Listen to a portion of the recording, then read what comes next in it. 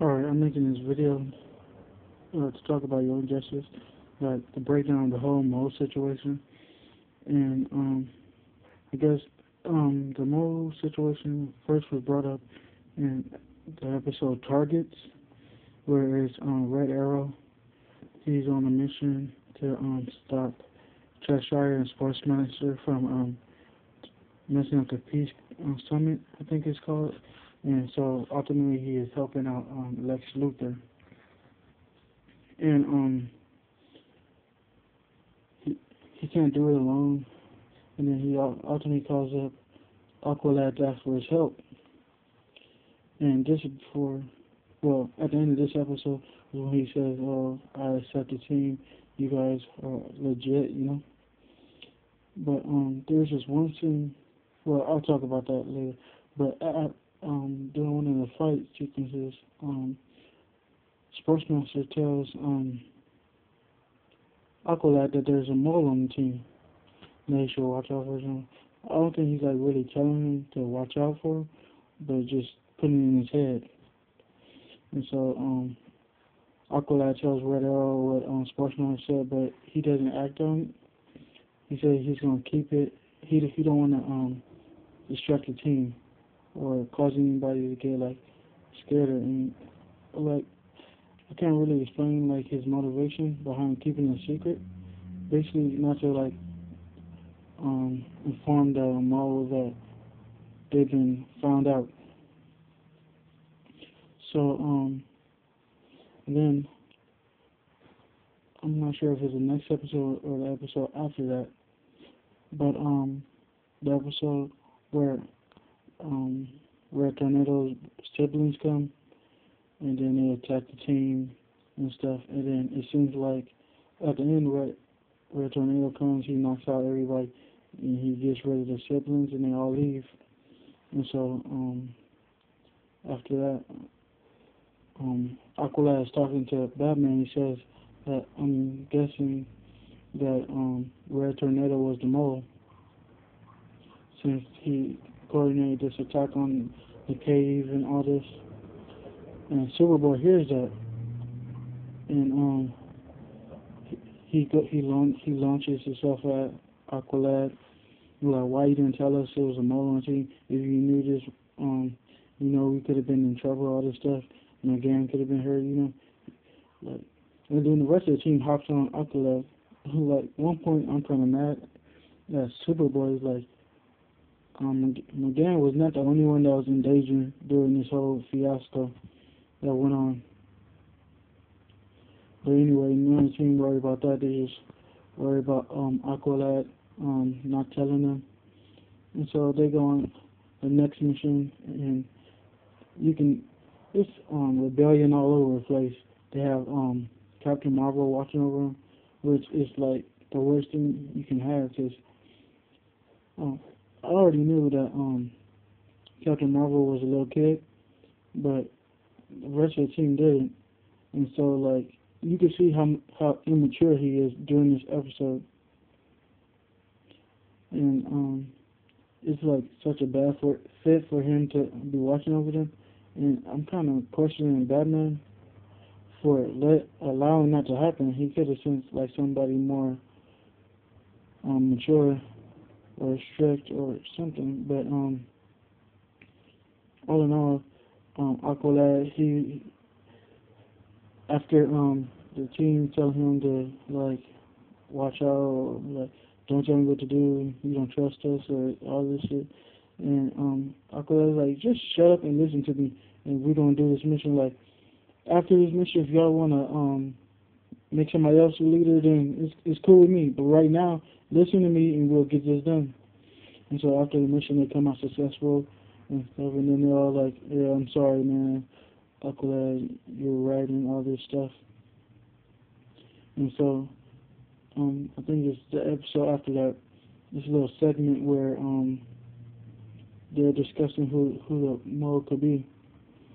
And obviously the first thoughts are Artemis, because of her dad being Sportsmaster, and her sister being Cheshire and stuff. And then Batman brings up a good point that Superboy could be the mole because they don't know what was programmed into him and stuff. And then another suspect that is brought up is Miss Martian because she stowed away on his ship or whatever, come from Mars, and they don't know nothing about her. It's just that she says he's his niece and whatever. Anyway, that's another discussion. So, Red Arrow, he's like always on the hunt for the mole and stuff. Whenever he's like there, and he's always his number one suspect is Artemis, and the main reason why is like he don't understand why Batman and Green Arrow lied to the team and said that Artemis was Green Arrow's niece or whatever. But yeah, and so that goes on for a cool amount. And then last week's episode, the usual suspect. We have the full team back again. Like, this is one of the best episodes with the full team, with the addition of Rocket, who I'm thinking is not part of the team since Icon is in the Justice League. But yeah, and so like during this episode, they find Superboy. He comes up first, and like I'm so proud of him that he explains like the leverage Lex Luthor have over him, because he wants those shields so he can have his full Kryptonian power, so he can be strong, rival Superman. Like, not to fight him or anything, just to be like on his level. And then Artemis steps up and tell everybody about her parentage and her family, And then what I didn't expect was McGann showing everybody who she is. And so after that, I was like, I'm really proud of these guys.